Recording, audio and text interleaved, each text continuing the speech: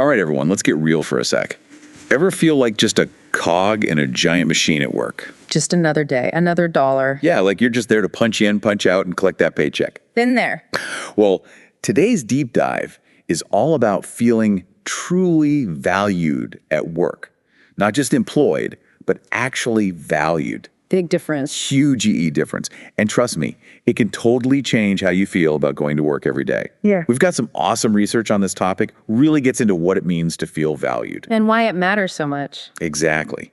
So, to kick things off, let's talk about what we're diving into today. Laying the groundwork. Yep. We're going to look at some fascinating insights from, well, let's call it a workplace happiness guru. This expert really breaks down the difference between being valued and just being employed. And it's not just about semantics. This stuff gets pretty deep. Right. So our mission today is to figure out how feeling valued actually impacts our happiness at work.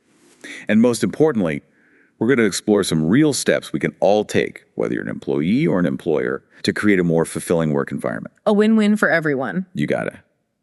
Okay, so this happiness guru we mentioned, they use this awesome analogy to explain the whole valued versus employed thing. Imagine a plant. Okay, I'm picturing it. Being employed, that's like getting watered. It's essential. It keeps you alive. But it's not enough to really thrive. Right, you need more than just the bare minimum. Now, being valued, that's like getting sunlight. It's what helps you grow, bloom, reach your full potential. Perfect analogy. And the source goes even deeper, defining being employed as, well, just having a job. You show up, do the work, get paid. The basic transaction. Yeah, but feeling valued, that's about so much more. It's about feeling recognized for who you are, for the unique skills and talents you bring to the table. Being seen as an individual. Exactly. It's about feeling heard, respected, and like you're actually making a difference. It's funny because when I was reading this research, some specific examples really jumped out at me. Things that I think a lot of us have experienced. Like, have you ever gotten a genuine thank you from a coworker or a boss? One that actually made your day. Oh, yeah, totally. Like when you can tell they actually mean it. Right. That's someone valuing your work right there. It's simple, but it's powerful. Absolutely. And the research links this back to a core psychological need, feeling competent. When our work is recognized, when someone actually acknowledges our efforts, it reinforces our sense of capability. It makes us feel like we're good at what we do, like we're making a real contribution. So it's not just about a pat on the back. It's about meeting a deep human need. Spot on. And it goes beyond just praise, too. Think about those times when you've been given a chance to learn something new at work, or maybe you even got to lead a project. Stepping outside that comfort zone. Exactly. That's not just about keeping you busy. It's about someone valuing your growth. They see your potential and they want to help you develop it. And that can be so motivating, right? Totally. It taps into another one of those core psychological needs, autonomy. Feeling valued in the workplace often means having some ownership over your work, the ability to make decisions and contribute in meaningful ways. It's about feeling trusted and empowered. Oh, I've totally been there.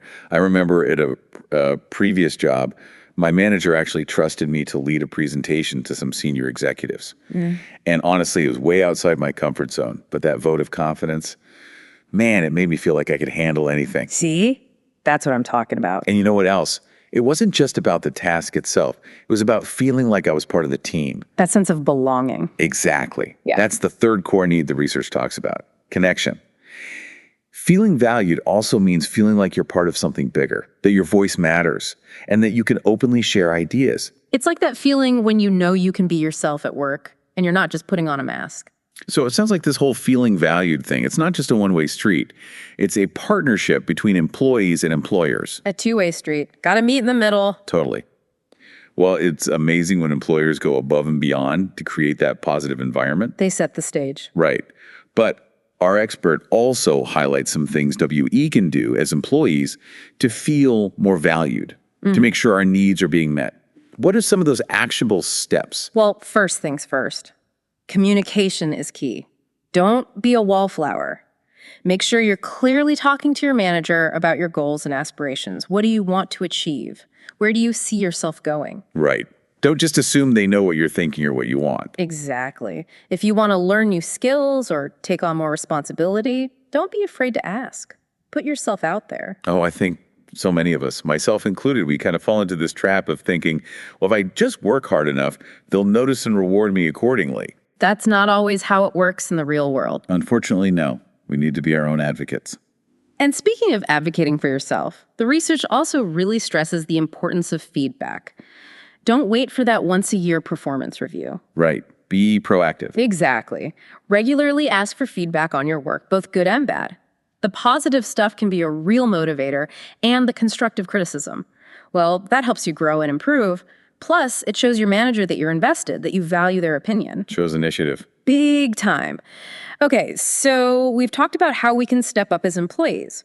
But let's flip the script. What about employers? What can they do to make their workplaces more value-driven, to make sure their people feel truly appreciated?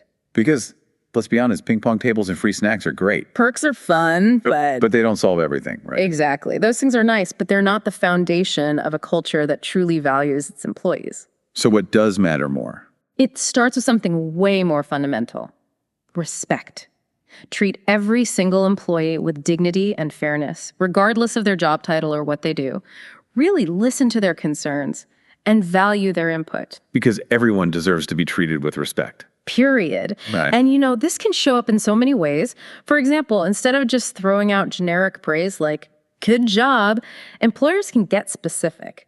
Offer meaningful feedback that shows they're actually paying attention. So that you see them. Exactly. Like, instead of just good job, you could say something like, hey, I really appreciate how you handled that tough situation with that client. Your calm demeanor totally de-escalated things. It shows you were present, you noticed their efforts, and you value their unique way of handling things. And you know what else is super important when we talk about respect? Work-life balance. Because we are all whole people with lives outside of work. Couldn't agree more. And this goes way beyond just offering unlimited vacation days, because sometimes even with unlimited vacation, people feel pressured not to take time off. It's true. I've heard that from so many people. Like, you get unlimited vacation, but then everyone's working around the clock, so you feel guilty if you actually try to use it. It defeats the purpose. Totally. So it's about more than just policies. It's about creating a culture where people feel genuinely supported in taking time off, without being judged or worrying about falling behind. And that comes down to setting clear expectations, encouraging healthy boundaries, and leading by example. If the managers are sending emails at midnight, it sends the message that everyone's expected to be available 24/7. Definitely not a healthy vibe. Yep. Man, there's so much to think about here.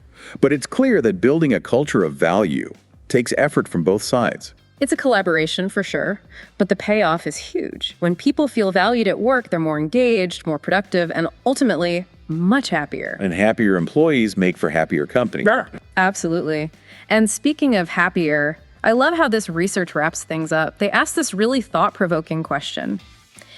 If you could wave a magic wand and change one thing about your workplace to make it more value-driven, what would it be? Really makes you stop and think, Yeah, it does. It challenges us to imagine a better work experience, not just for ourselves, but for everyone. And who knows, maybe by taking some of these steps we've talked about today. we can start turning that vision into reality. One step at a time. Exactly. Thanks for diving deep with us today. My pleasure. Always great chatting about this stuff. Until next time.